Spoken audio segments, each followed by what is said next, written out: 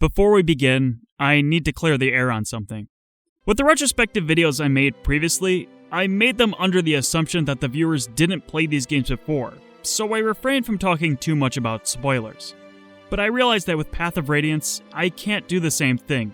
If you haven't played this game before, and you think there's even a sliver of a chance you'll get to try this game someday, I seriously encourage that you do so before you watch this video. Trust me, I know firsthand that this game isn't easy to come by, but it was personally worth it for me to go in as blind as possible in my first playthrough, and I don't want to potentially take away the cool moments of this game from you. With that completely addressed, let's get started. Despite the series changing its methods from game to game, Fire Emblem as a series is very traditional. Almost every entry at this time started with an exposition of the world, ancient legends, current political turmoils, and the key players that would be setting events into action. Path of Radiance decided to break from tradition. Upon starting a new game, the first thing we see was an animated cutscene, a sparring match between a battle-hardened father and his inexperienced son, a young boy named Ike. With a return to consoles meant an increase in storage capacity. This not only provided space for pre-rendered cutscenes, but a lot more lines of text the team could work with. Even from its earliest moments, the characters in Path of Radiance talk with a sense of history. Ike, Mist, and Grail all converse like a traditional family would, or at the very least, they could talk like close friends, as evidenced by Boyd. After proving himself in battle, Ike earns the position of a Grail mercenary, and is in service under his father. So we begin the game learning the basics of combat alongside Ike. From here we get the first taste of how Path of Radiance will play. Being for the GameCube, this was Fire Emblem's first opportunity to not use traditional character sprites. Instead, Intelligent Systems opted for 3D models more appropriate of the era. Having actual character models portrayed a certain skill to the battlefields that previous games couldn't illustrate. Seeing elevation, fully constructed buildings, even having the ability to rotate the camera around them, it brought the lands of Tellius much closer to a tangible place we could understand. It comes with some consequence though. Player and enemy units were much harder to distinguish from each other. The clean art direction that Fire Emblem naturally used in the past didn't translate in the shift.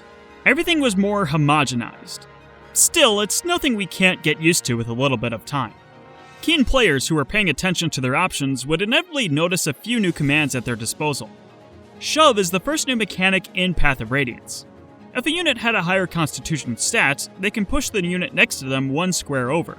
It doesn't sound all that useful on paper, but in a game where every tile matters, shoving can bring a unit outside of a dangerous enemy's range, or push your healer close enough to make amends. If you understood the ways it can be utilized, shove becomes an extremely potent tool. The inventory system is different from what it had been in the previous entries.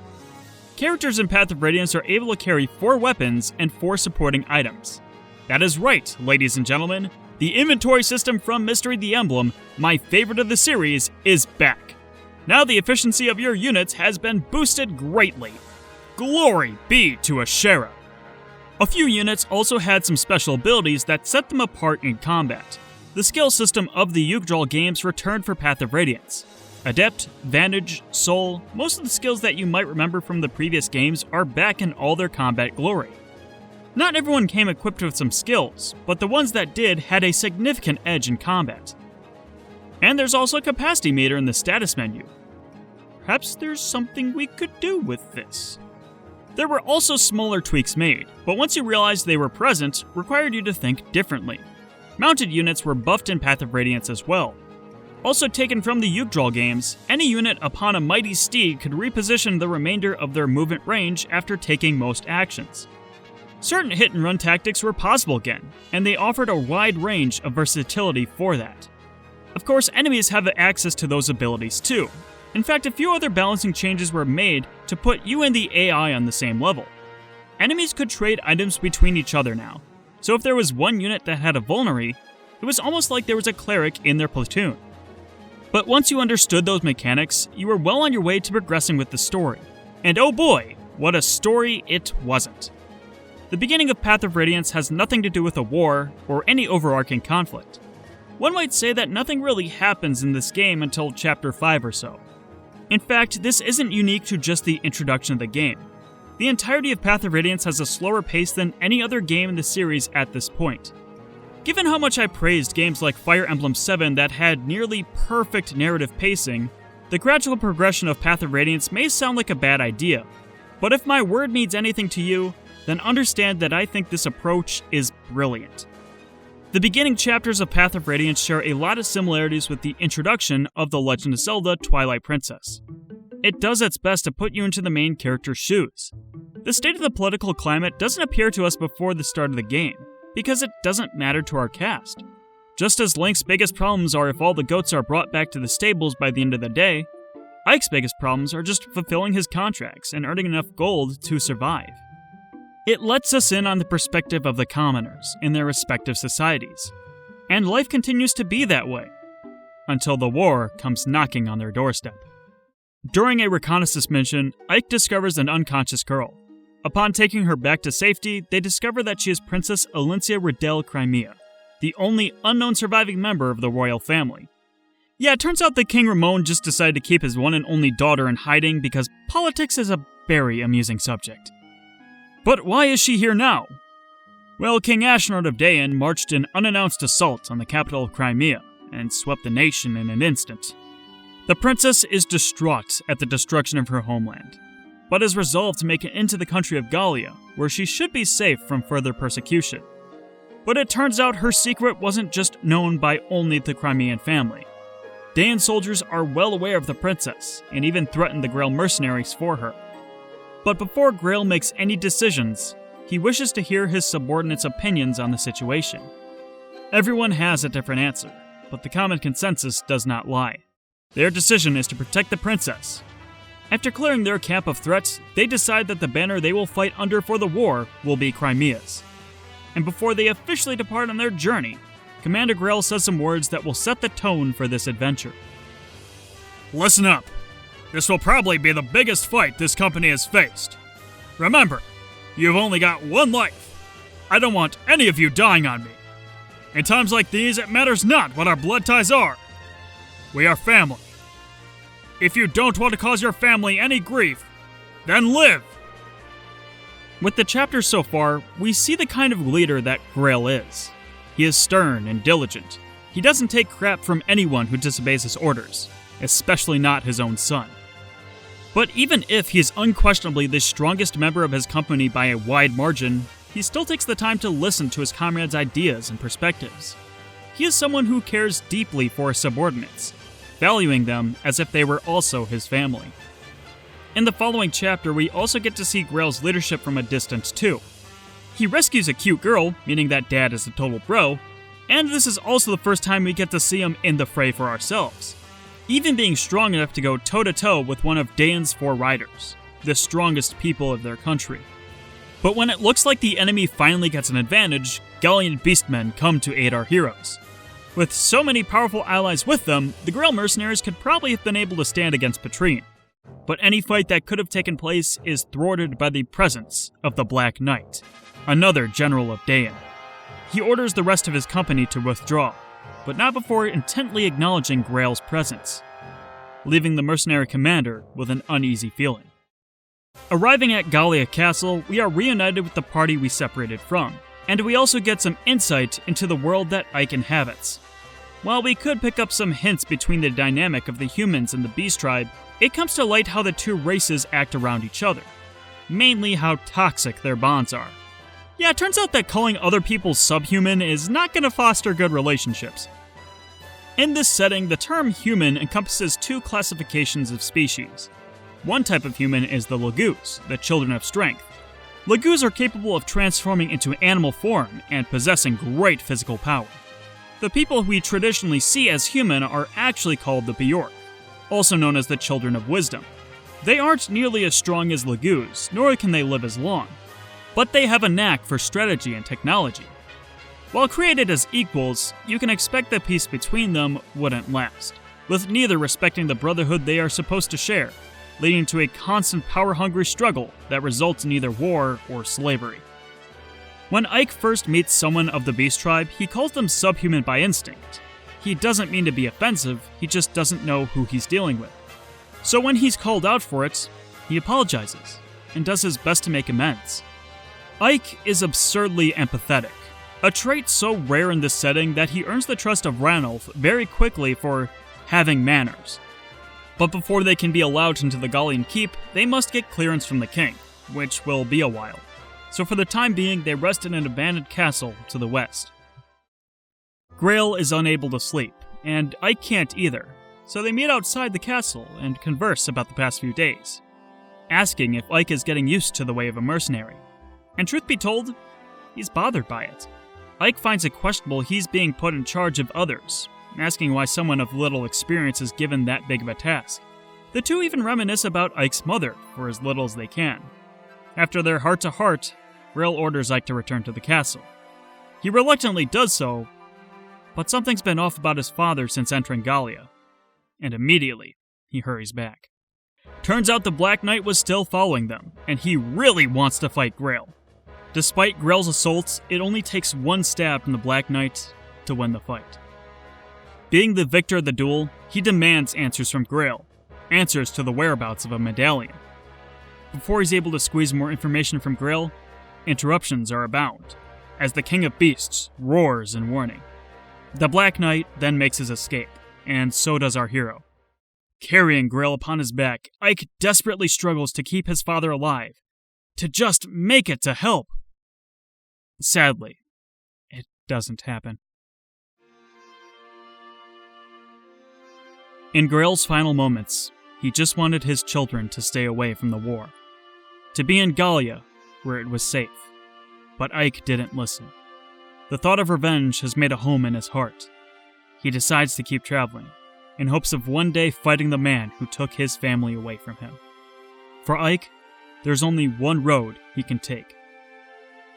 I'll lead the company, in Father's stead. And I'll protect you all, you, the princess, everyone. I'll protect you. You'll see. The decision doesn't go well with all of his comrades. Some of the members decide to leave when they hear the news. Ike is heartbroken, but he is unwavered in his resolve, still deciding to take up full responsibility. Essentially, we have now finally reached the true beginning of the game. In between chapters, the base menu is now available for preparations, and 4 different tabs that allowed you the various customization options we've seen from the series previously. You can outfit your soldiers with different equipment in all the ways you need and expect, but the outfit menu streamlined the process of acquisitions too. There weren't shops you needed to visit throughout the game. Traveling alongside the Grail mercenaries is a merchant caravan, so supplies were never more than a few button presses away. The shop's inventory would cycle between different products during the journey, so it was wise to always check in for some good deals if you could. But if the shop didn't have exactly what you were looking for, you could always make it yourself. First seen in this game is the Forge, a place where you could customize your very own weapons. After picking a base, you could then alter the statistics of that weapon, and even change the color and name if you wanted. Custom weapons were very expensive if you wanted good ones, and you could only make them once per chapter, but they gave your soldiers an unparalleled edge in battle. But you could also manage special resources to get the most of your units. Alongside the skill system, you could assign new skills to the units that had the capacity to learn them. If you had a skill scroll, you could assign that skill to any character you wanted. Depending on how useful the skill is, it would take up more skill capacity. If you needed to remove skills to make room for others, you certainly could. But if you unequipped a skill, it was lost forever. And as for new additions to Fire Emblem, Path of Radiance introduced bonus experience. For playing efficiently and completing optional objectives, you were awarded with points that could be spent to level up your soldiers. The higher a unit's overall level, the more bonus experience they would need to level up. This was very valuable considering that there were only 3 Master Seals in the entire game. So how are you supposed to promote your units? Even upon reaching level 20, unpromoted units could still get some experience, and once they reached level 21, that's when their promotion would take place. Units only had one option they could promote to, but you could influence certain classes by choosing additional weapons they could wield. So every point of experience mattered in a way that it didn't in previous games, since power leveling units was the most likely way they were going to promote. Now let's talk about supports. Support conversations work almost exactly like they did in the Game Boy Advance games, save for two key differences. Conversations were had in between chapters in the base menu, and in order to build up support for two characters, all you need to do was deploy them in the same chapters over a certain period of time. Let's talk about why this is a good thing. Your strategies no longer needed to be compromised to view these conversations. Conversing always took up an action, so it was best to do it on a turn where you could spare one unit's options. Not to mention, since you only needed them to be in the same chapter, they could build their friendship even if they were on opposite sides of the map. No more do you need to end turns adjacent to another unit. Now let's talk about how this was a bad thing. You could no longer dictate the speeds at which supports were attained. In this specific era of Fire Emblem, supports in general built very slowly. But at least in the Game Boy Advance games, you could have some influence at the speed at which they did grow. Constantly checking the support tab to see if the units you want to support will finally converse, only for them to not, is a little disappointing. In a way, the support system in this game is one step forward, but also one step back. And the perfect marriage between the Path of Radiance support and the Game Boy Advance support systems could lead to a perfect implementation of the support mechanics. But even if there weren't new supports, there were still optional conversations you could view. Under the Info tab, there were a variety of conversations you could have. One-star conversations don't have any advantage to reading them. At the most, it's going to be just more flavor text, but still interesting reads nonetheless. For every new recruit that joins your cause, they're usually accompanied by a conversation with Ike that will give them a little bit of screen time. Path of Radiance will probably get you to know their characters the best, without you needing to do anything external on your part. If it's not that, it can also be discussion of characters' backstories and Tellius lore, or maybe just a fun skip between a couple of characters depending on where in the story you are. Two-star conversations don't have any tangible benefits either, but they can give you some advice for the upcoming chapters or resources you'll need to pay attention to. 3 stars are the conversations you should pay attention to no matter what. Within all of them will give you something that you can actually use in the game. At the very least, you'll always get an item, but on rare occasions you could even recruit some characters that you would otherwise miss out on. And you're going to need whatever benefits you can reap from these info conversations and new units.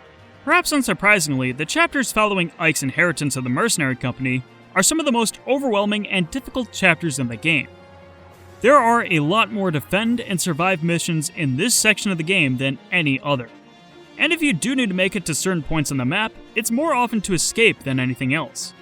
But alongside becoming a leader, Ike had access to a couple of commands. In addition to your army, sometimes you would get some ally units.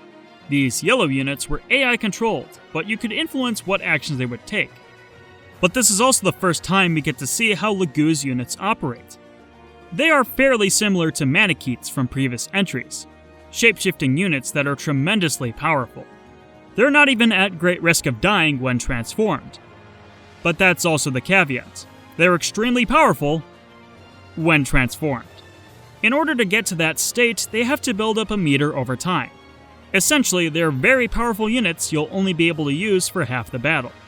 But it's a very interesting take on transforming units.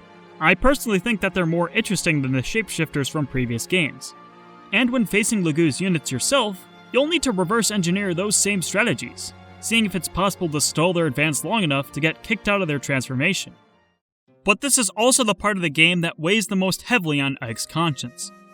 When arriving at the port city of Toha, Ranulf helps out by making arrangements so that the Grail mercenaries can take a ship to Begnion safely. And when the people realize that a beast is among them, we see just how vile the people that call themselves human are. But to Ike, that isn't a creature they're hurting, that's his friend. And when trying to intervene, rumors start spreading.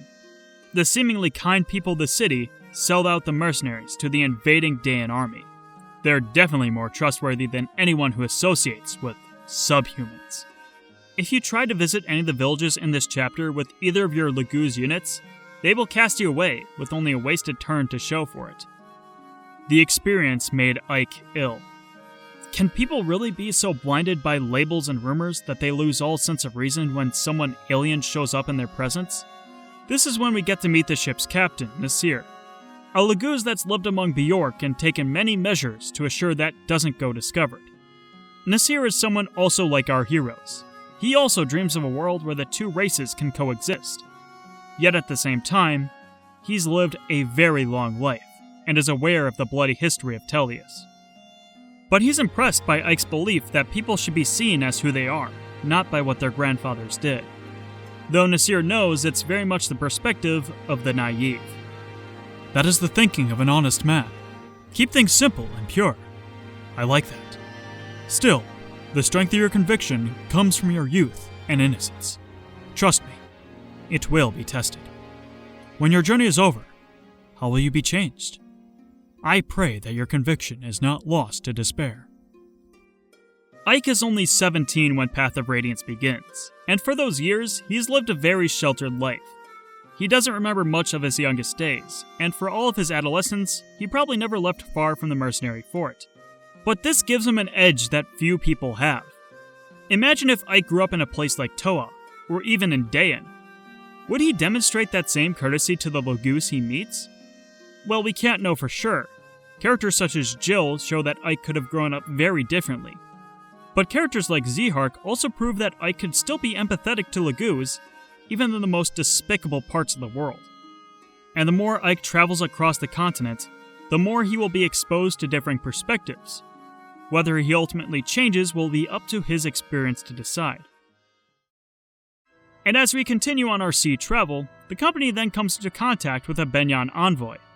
This is when we meet a little girl who turns out to be more than just a child. She is Sanaki, Empress of the Begnion Empire. So the time for Crimea to publicly meet the Senate is nigh. When in the presence of Sanaki and her closest advisors, she asks the Crimean princess to make her claim, though the reports and rumors that have come to her feet mean little. Without proof, Elincia could be any power-hungry imposter. Unfortunately, proof is exactly what she lacks. Despite Ike testifying on her behalf, the word of a commoner isn't a very valuable claim. And the worst part of it all is that Sanaki knows very much the truth of the situation. She is very well aware from her most trusted confidants that Elincia is the genuine article. But her taunts and mind games were far too entertaining for herself and the Senate to pass up. It's enough to ignite the flame of someone who is short-tempered and brash. In other words, Ike is pissed. What is the meaning of this? You knew that Elincia was Princess Crimea, and you continued to humiliate her? For your own entertainment? For some stupid game of wits and words? This is no joke! Elincia's homeland is lost to her! Her family's been hunted down and killed by the monsters of Dan! And with nowhere else to turn, she endures mortal danger and terrible heartbreak to reach your door. And then you laugh at her? Where is the humor in that? Where is your decency? You're horrible. You are all horrid people. You disgust me beyond words. And you owe Elincia a proper apology. I must stress how important it is that Tellius was the closest intelligent systems came to creating a living, breathing world. Ike's rage at the senators in this moment is an excellent show of his character. We see his courage firsthand. Ike has already grown to be a capable fighter, determined to take on any foe. But it takes a different kind of courage to stand up for yourself and your friends in a diplomatic setting. We can see how much Ike is dedicated to his cause and the people he cares about. But the reason it's important that Tellius is a living, breathing world is because a trait like this is a character flaw. These are extremely powerful and influential people that Ike just called out.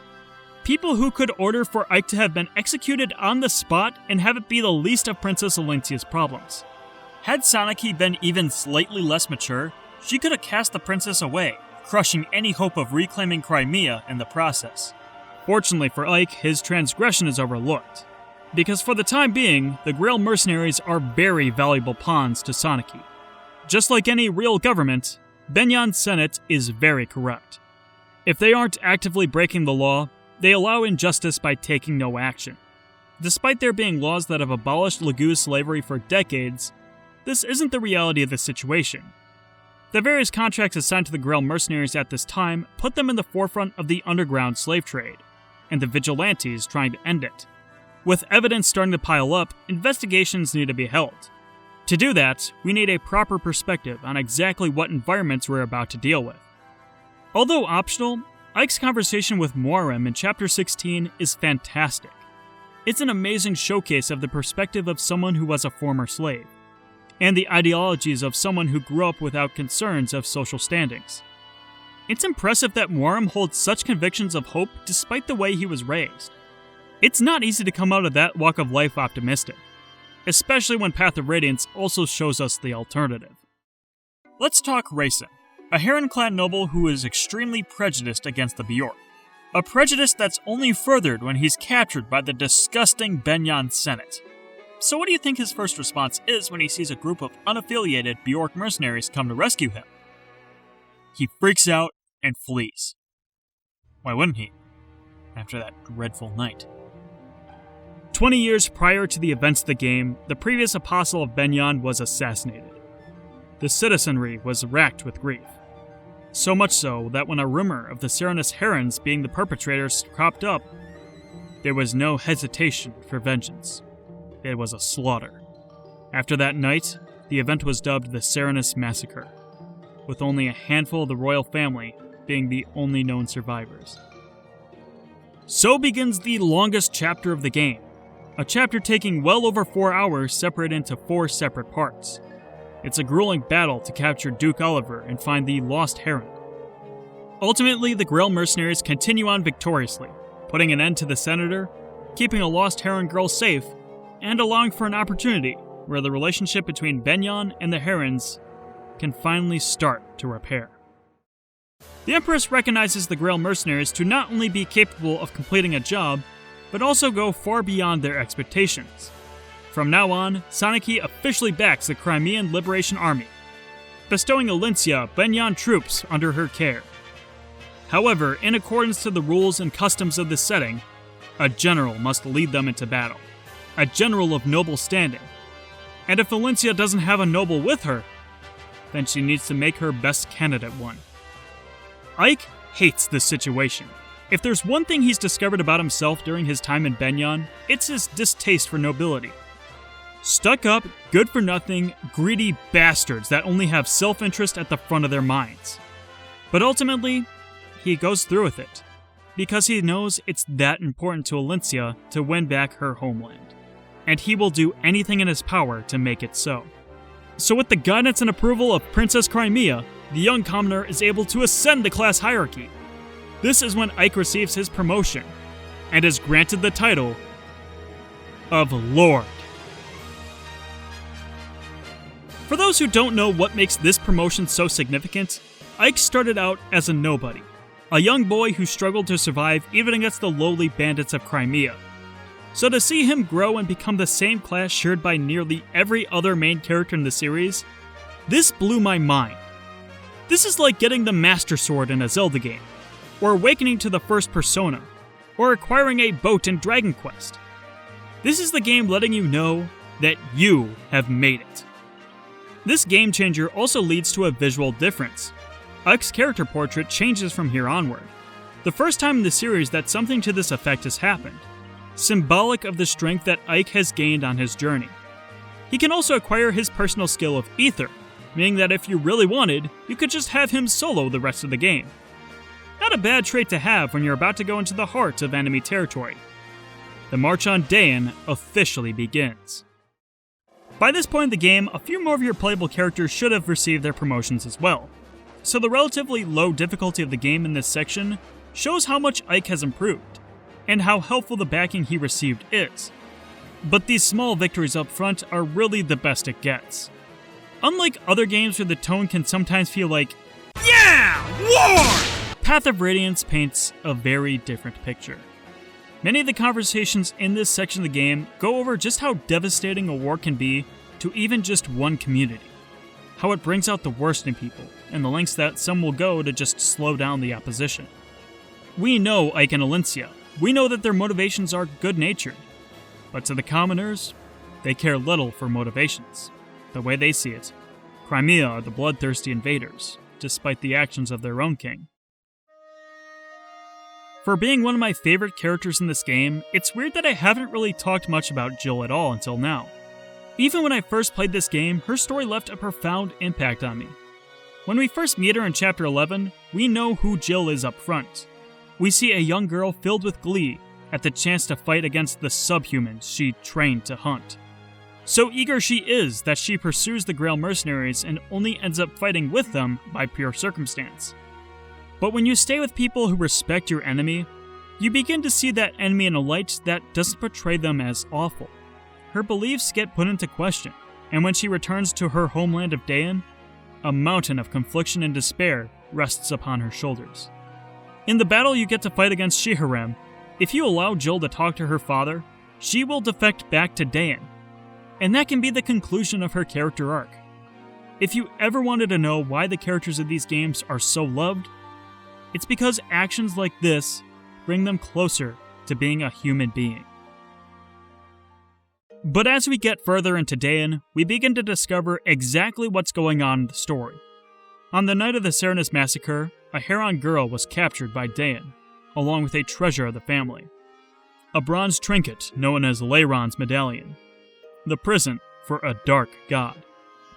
The Heron princess met a maiden in the shrine that she was confined in, and over time, they grew to trust each other. This girl's name was Elena, and she was trusted with the medallion to escape from Dayan. And so she did, accompanied by Gawain. The furthest they'd made it was to Gallia. For a while, they lived in peace, until 20 highly trained killers came for Gawain's head. He touched the medallion and slaughtered the whole troop without so much as having a bead of sweat or a speck of remorse. But the bloodlust still lingered. He killed anyone who tried to help him. His fellow villagers, the people that concealed his identity, and even his own wife. After that moment, Gawain took every preventative measure he could to ensure nothing like that would happen again. He left that life of peace, beginning anew as the Mercenary Grail. He hired an assassin to kill him should there ever be a chance he goes berserk again. And he severed the tendons in his sword arm so he could never pick up a blade again. Yeah, the only reason that the Black Knight won that fight in Gallia is because Grail intentionally crippled himself years before. This tale helps put into perspective exactly what's been going on for the previous 2 decades. This giant mousetrap all leading back to Dayan. With the motives behind the war established, there's no more questions. Ashnard must be stopped. However, he no longer resides within the capital Navassa. Currently, he waits in Melior, Crimea's capital. The campaign then shifts with the Liberation Army setting their sights on the homeland. Protecting the king are the Legion's best soldiers. Each of the 4 riders now face Ike, including the man that killed his father. Twice did the Black Knight defeat Ike on his journey, and he aims to prove beyond certainty that he is the best there ever will be. Both fighters have something on the line. The Black Knight aims to demonstrate his superiority to Grail, eliminating the rest of his bloodline. Ike fights for revenge, showing just how strong he's become and that there was no way the Black Knight would have been able to win had his father been at full strength. This is when the general now learns of Grail's disability, and now yearns for the chance to crush the closest benchmark to his departed master. It's a long, grueling battle. Without a doubt the most challenging duel Ike has fought so far, and the Black Knight's first real competition in his military career. The clashing of legendary blades echoing through the castle halls. Both a few critical strikes, Ike bests the Black Knight in single combat. Being able to beat his father's murderer can allow him to start coming to terms with his passing. Upon defeating the Black Knights, our hero has full access to the legendary blade of Ragnell, at which point there is absolutely no question that Ike can just solo the rest of the game. Like seriously, look at him go! And it's not much longer before you eventually reach the final trial. The King of Dayan awaits in Crimea's capital. Before marching on Melior, Ike is asked to give a few words to rally the troops. The speech he gives shows exactly the kind of man that Ike has become. Hey there! Before this final battle, there's only one thing I want to tell all of you. I don't want any of you dying on me. Remember, you only have one life. At a time like this, it doesn't matter what our blood ties are. We are family. That is what my father always used to say, and today, for the first time, I understand why he said it. Because we are a family. So if you don't want to cause your family any grief, then live! If it wasn't clear before, it truly is now. Ike is his father's son. The way he values life, the things he's accomplished, even the way he fights. Ever since he was young, Ike dreamed of not only being as strong as his father, but to surpass him as well. Ike is young, inexperienced, and lacks some finesse, but he's grown to be a strong man, absolutely worthy of all the respect that Grail ever had, becoming the warrior his father knew he would be. With the final preparations made and the troops inspired, the final battle commences. The last of the battalions are led by General Bryce, the last of the 4 riders. But with the overwhelming power of the Crimean force, they easily break through and face King Ashnard.